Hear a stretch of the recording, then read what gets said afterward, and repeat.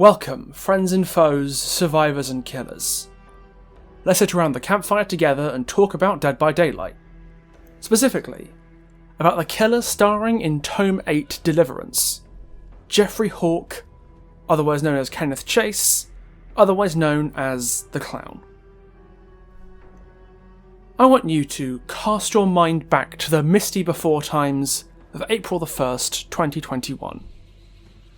Think of how different things were back then. The Resident Evil 25th anniversary livestream was still to come, meaning we had no idea that Resident Evil was coming to Dead by Daylight, or the horrors it would bring. The most bizarre and nonsensical twins nerf since their release was yet to curse the game. Destroy it! Glad to hear you like it. It's really good. And Trickster was terrible. Oh, wait. That hasn't changed at all. But vigilant viewers will remember that I uploaded this. A completely serious and not at all comical video about the Clown. But as well as that video did, and as much as many people enjoyed it, a few people did express their frustration that I didn't treat a character as magnificent as the Clown with the full attention that he deserves. Well, that's what this video is. A deep dive into the immensity of the Clown. A fun fact about the Clown's story before we move on. I read in Otstava's FAQ that the Clown's backstory is his favourite in DBD for reasons he doesn't seem to be too sure about. So if Ots is seeing this, or if anyone else in his position is seeing it for that matter, then maybe as we unpack it piece by piece, you might realise why you like it so much. I put off making this video for as long as I did because I wasn't too sure myself. And I wanted to wait until the release of Tome 8 Deliverance, since I had known for a while that Clown was the killer that we were going to get. But before we actually look into his Tome lore, I think we should do what we normally do, and start with the base story. Look at the character that the Tome started with and built upon before seeing what it chose to do with that character. The Clown is a sick fuck, and there is no two ways about that. Like the Doctor and Ghostface, the Clown was designed with not an ounce of pity to be felt for him. Most killers are given some level of humanising backstory, but the Clown's about as far from humanised as you can possibly get. And a big part of what makes him so despicable is the reasons for which he does what he does. I'd argue that no killer is driven by more depraved motives than the Clown, which is why it's so hard to find even the slightest shred of sympathy or respect for him. The Doctor is an excellent comparison to make here. Dr. Herman Carter wants power and knowledge, and will do anything to get those things. We know he's evil because he has absolutely no qualms in hurting people, and actually enjoys the brutality inherent to his work. But a core part of the Doctor's character is his dedication to something greater than himself. His pursuit of knowledge and discovery. He aspires for greatness by any means necessary. So even though we will logically hate and fear him, we kind of have to acknowledge how impressive he is. We respect his intelligence despite the fact that we know he's an unrepentant monster, which is one of the big reasons that the Doctor is such a popular character. He's a force of nature, but the Clown couldn't be further from that. It's way harder to see the Clown as an impressive character because his aspirations are a lot less grand than someone like the Doctor's. The only thing the Clown serves is himself. He has no ideals, no aspirations, no goals, other than looking out for himself and fulfilling whatever meaningless whims and indulgences he wants. If Kenneth Chase wants to do something, he'll just do it, and damn the consequences. No matter who gets hurt in the process. And even from a young age, what Kenneth Chase wanted to do was dominate others. In the early days of his childhood, Kenneth Chase was fascinated with birds. With his mother dead, his father emotionally absent, and his reluctant to participate in team sport despite his athletic prowess, Kenneth found himself obsessed with the idea of touching a bird. To the point that he rigged up a bird feeder trapped with anesthetics to snare an unconscious robin. And when he finally had it in his clutches, he was enraptured. Such a fragile little life resting there in his hands. A life that, right now, belonged to him. And having that power over a helpless creature felt good. So when the little bird woke up, he didn't let it go. He choked it to death with his fingers as it struggled weakly to free itself. And the addiction to domination that would turn him into the clown had its first seed planted in Kenneth's heart. I think this initial incident is far more telling than you might think, because it's the first incident of violence he commits. Cruelty to animals is more common than you might expect among children, to the point that it's an extensively analysed and researched part of child psychology. Psychology today divides children who abuse animals into 3 categories, defined loosely by the child's developmental stage. Very young children might not even know what they're doing is wrong, and is experimenting with no intent to cause harm, while young school-aged children are likely to harm animals as a cry for help that might suggest domestic violence or parental abuse in their home lives. But pre-teen or teenage violence against animals is more likely to come from social factors, such as peer pressure, boredom, or a desire for control. And that's where Kenneth Chase comes in. Kenneth was never originally planning to kill the bird, at least not consciously. But even the act of anaesthetising one in the first place was a display of a desire for control on some level. Just looking, admiring and collecting random feathers was not enough, he had to have one. And when the time came to let it go, he would not give it back. Normally, when a child is found to be abusing animals, especially as the young teenager that Kenneth is implied to be, it is advisable to seek professional help for them as soon as possible, should the factors that led to the abuse spiral out of control. But with a dead mother, an absentee father, and no friends to speak of, Kenneth had no support network to prevent that downward spiral. We know the potential consequences of childhood animal abuse on a child's behaviour as they grow up if it is left uncontrolled. Albert DeSalvo, for example, the Boston Strangler, found guilty of killing 13 women, shot arrows through dogs and cats he trapped as a child, while the Columbine school shooters Eric Harris and Dylan Klebold boasted about mutilating animals for fun. A lot of real-life violent criminals got their taste for violence at a young age by abusing animals, and Kenneth Chase was no different. Kenneth's victims became bigger as he refined his craft, simply because he was given no reason to stop. From birds to squirrels to raccoons to dogs, Kenneth was never fully satisfied to stop taking his grisly trophies.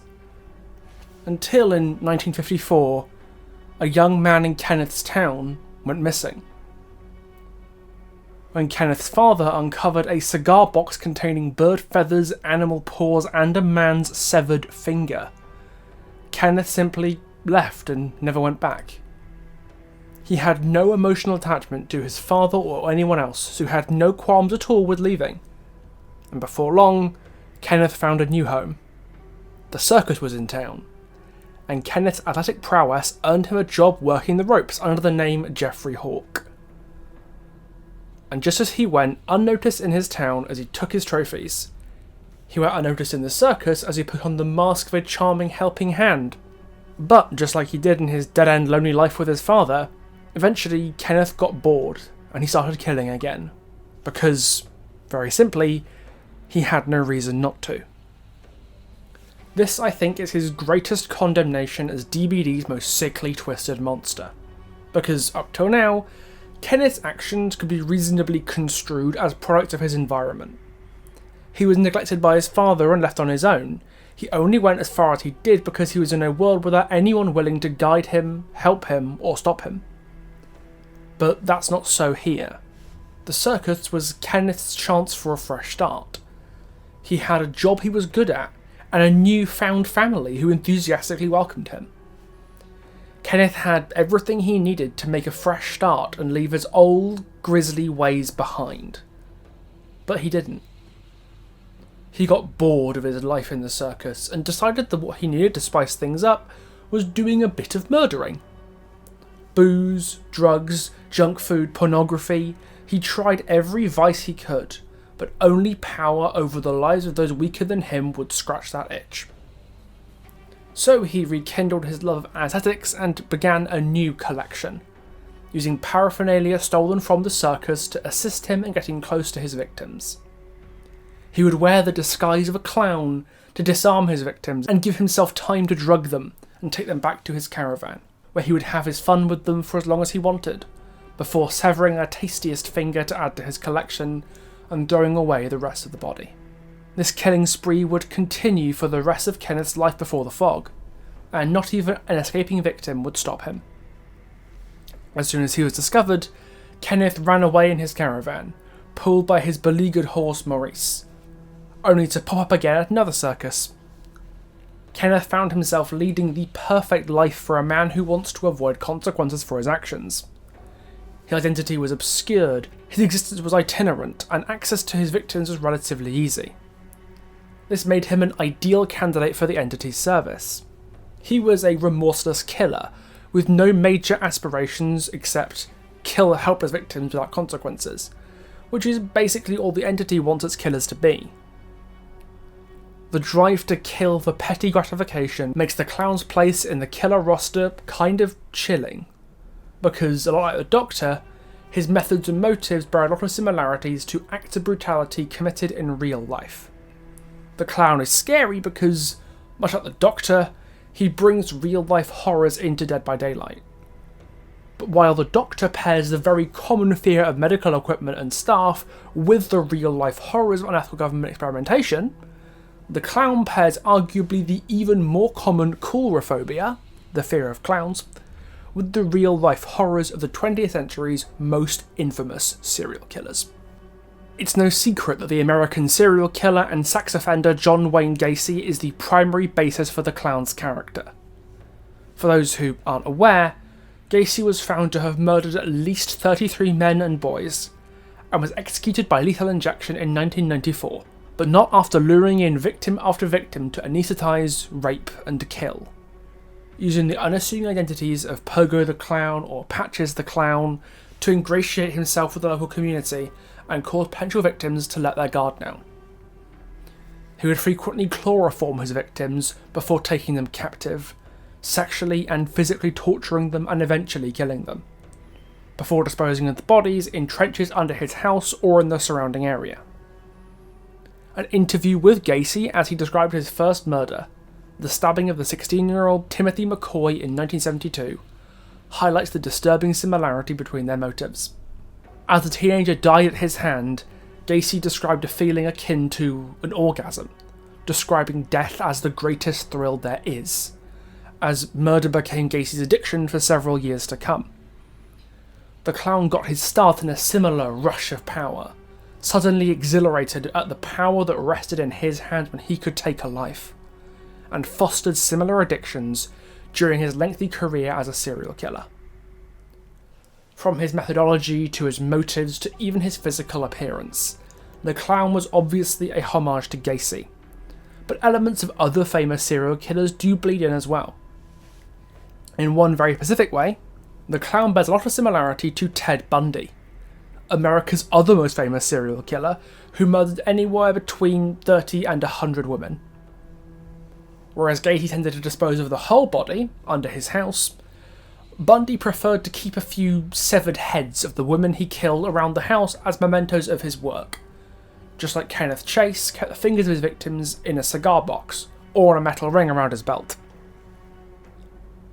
And much like Bundy and Gacy, Kenneth Chase avoided most of the consequences for his actions, even when he got overconfident and slipped up, as real-life serial killers are often prone to doing. When his father found his box of trophies or his victim escaped while he was sleeping, Kenneth just scarpered and got away before the authorities could catch him. And Bundy was no different. Even once he'd been apprehended, he continued to try to outfox the law at every opportunity, including multiple successful escapes from incarceration, and his ego being so completely inflated that he inadvertently sabotaged his own legal defence. And Gacy was even sloppier. The only reason he wasn't caught long before he was was because the police were painfully incompetent and ignored evidence and testimonies that were right in front of them. The most damning examples were the cases of Jeffrey Rignall and Robert Donnelly, victims abducted by Gacy in late 1977 and early 1978 respectively. In both cases, Gacy abducted, raped and tortured the young men before letting them go, confident that the police would not believe their stories. And in both cases, he was sadly right.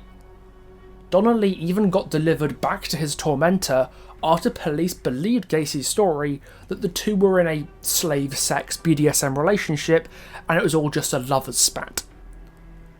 It's genuinely chilling what real people can do, will do, and have done to the people around them simply because they can.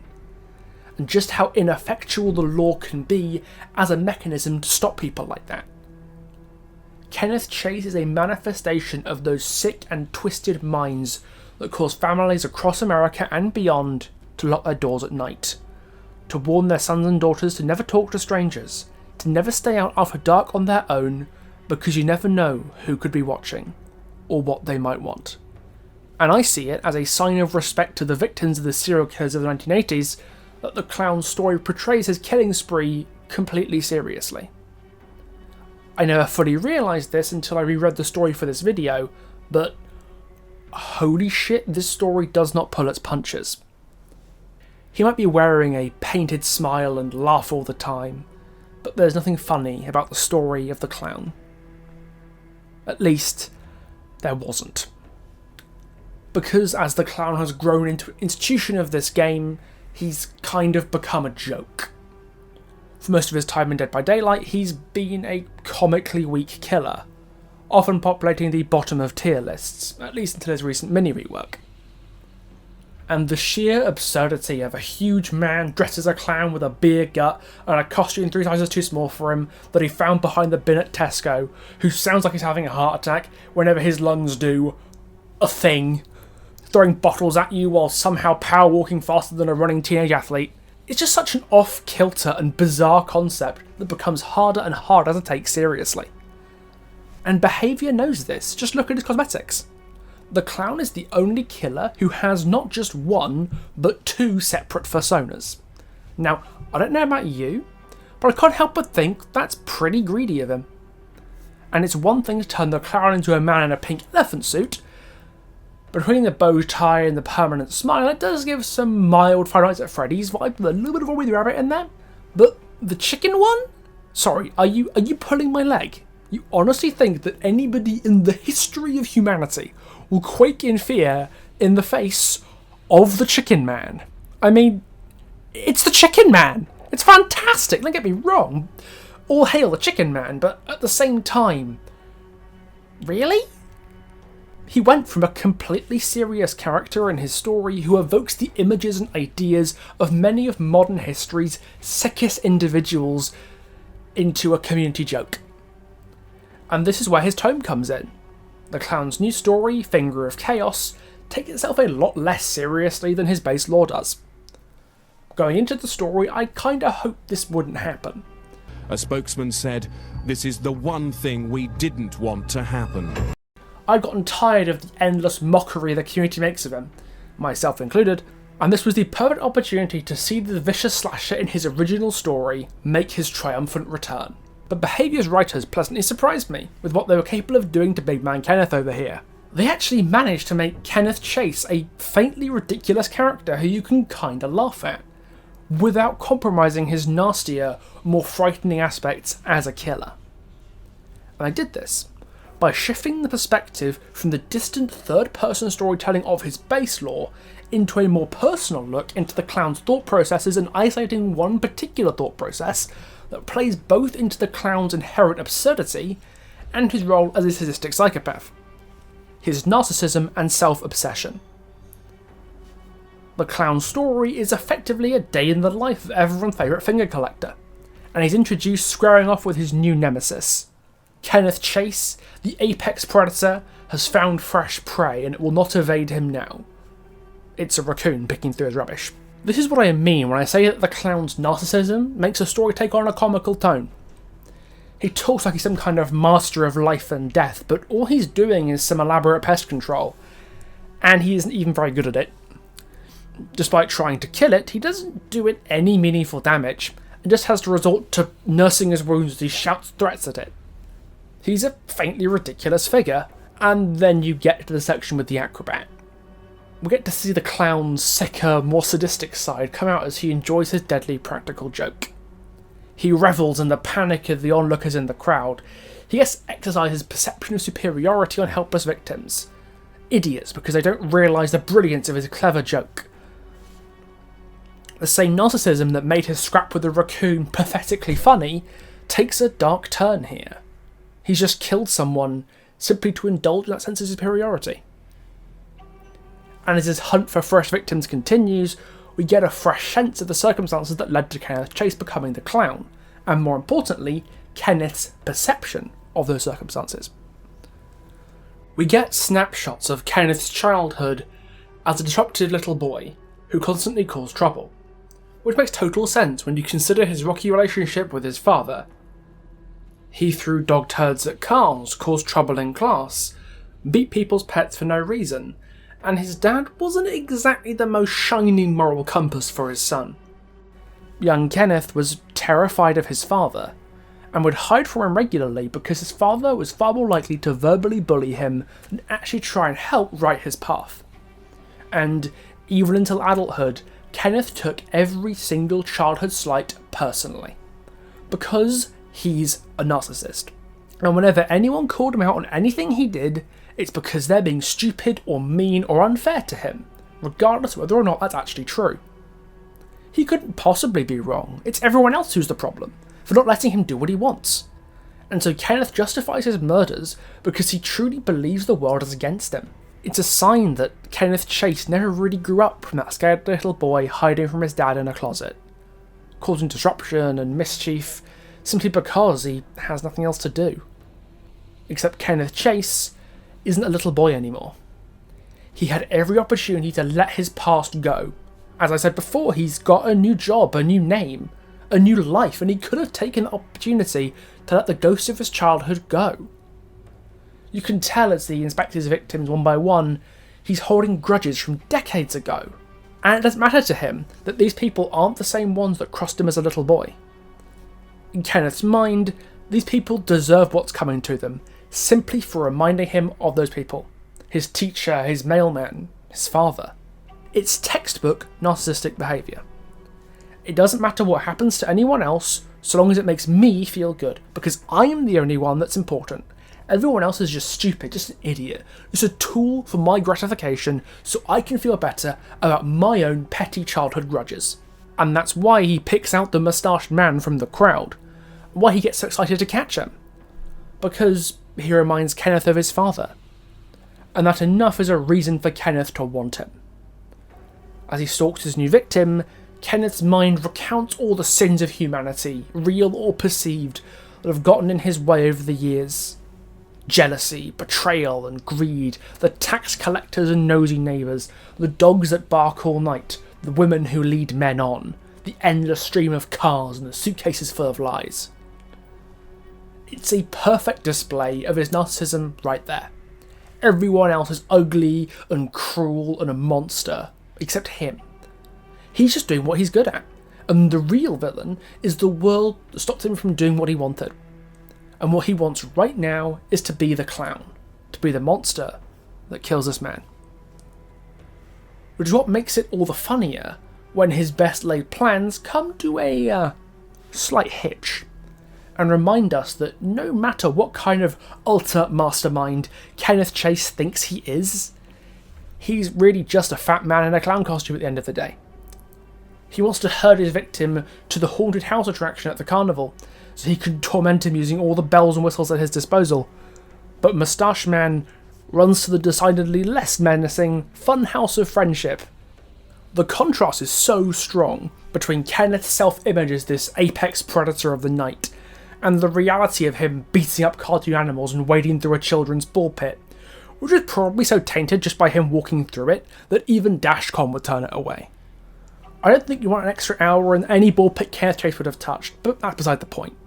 Eventually, Kenneth does corner Moustache Man and knock him unconscious, but not after he's parted with a decent out of his dignity to do so. And that's what I mean by behaviour managing to have it both ways, by indulging in a lot of the silliness that his character lends itself towards, while still maintaining that genuine menace. Because whether or not he had to fight past Sir Cuddlepuss to get to his next victim, Kenneth Chase did. And what's in store for Moustache Man next is certainly no joke. The interaction between Kenneth and Moustache Man and his caravan reminded me a lot of Robert Donnelly's account of his capture by John Wayne Gacy in 1978. Gacy would frequently incapacitate his victims with drugs or handcuffs before putting his full weight on their chest. And that is exactly what happened to Moustache Man as he struggles to escape his captor. Gacy would often present his torture sessions as games to his victims, from half drowning them in his bathtub to violating them with almost anything he could find. And that's where the last line of dialogue really got under my skin. As the clown realises that now that Moustache Man's at his mercy, he could do anything to him, anything at all, without consequences or repercussions. You want to play one last game? Okay, Moustache. Let's play. We got to see Behaviour's rendition of Kenneth's game in the Associated Tome cinematic, and it's the perfect balance of absolutely horrifying and really grotesquely funny that the clown as a whole embodies. I would just describe it to you, but I think you have to see this one for yourselves. Let's take a look.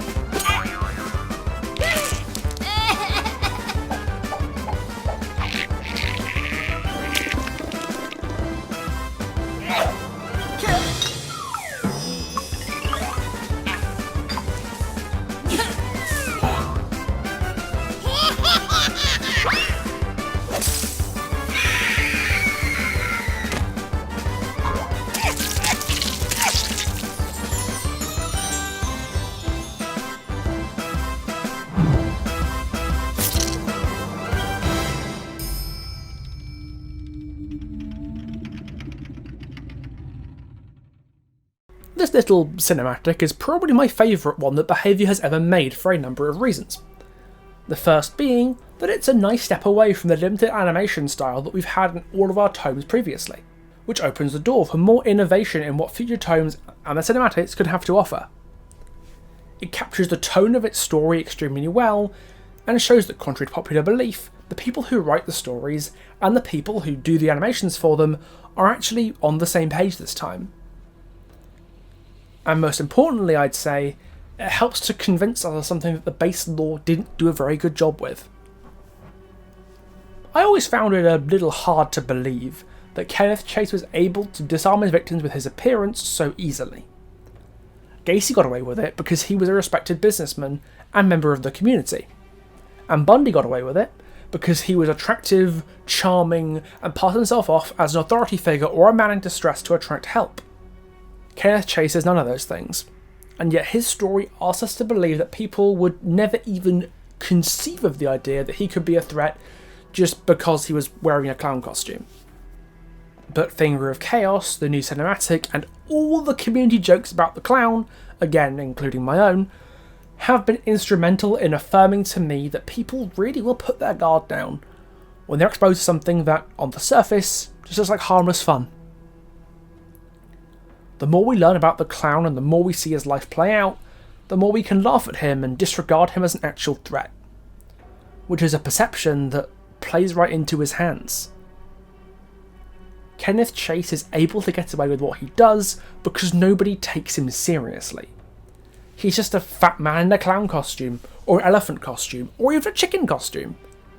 He bumbles around throwing bottles, so we write him off as nothing to be worried about.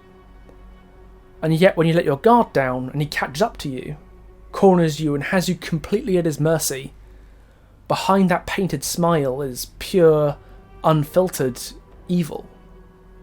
Under that goofy hat and silly wig is a mind that doesn't even see you as a person, just an instrument to fulfill his sick and twisted desires in whatever fashion he sees fit. Kenneth Chase is vindictive, cruel, and narcissistic. And yet that's something that many of us have forgotten over the years since he arrived in the game. We've grown desensitized to him because he's just a fat man who throws bottles at people and regularly loses games of Dead by Daylight. But that same dismissal is what allowed his killing spree to go unhindered for huge swaths of his life before he entered the fog. And even today, as news sites show us images of horrible destruction next to get-rich-quick scheme and celebrity gossip, and our social networks blend almost oppressive positivity with spouts of vitriol and abuse, it's very easy to let the bright, cheery and superficial distract us from the very real threats that are out there. Our constant exposure to violence and cruelty that is so far from us that we can't do anything about it has desensitized us to real life suffering closer to home. And perhaps even more concerningly, has caused us to turn a blind eye to the notion that these threats might one day come for us. So I urge you to take care out there. Be sure to lock your doors, hold your friends and families close, and stay alert, literally or figuratively, because not everyone out there is as harmless or as silly as they look. In fact, that's exactly what they want you to think. Alright everybody, that was my long-awaited analysis of The Clown. I really do hope you got a lot out of it. If you're interested in reading the full story for yourself, the link to it is in the description, along with many other beautiful things. You can find the links to my Twitch stream, my Discord, my Twitter, and my Patreon and Ko-fi if you're interested in supporting the channel and think that this content deserves your money. You can even pick up this Peekaboo Victor tea if you're interested in some Twins-related drip. Episode 3 of the Twins Guide is currently in production, but it won't be the next thing coming out.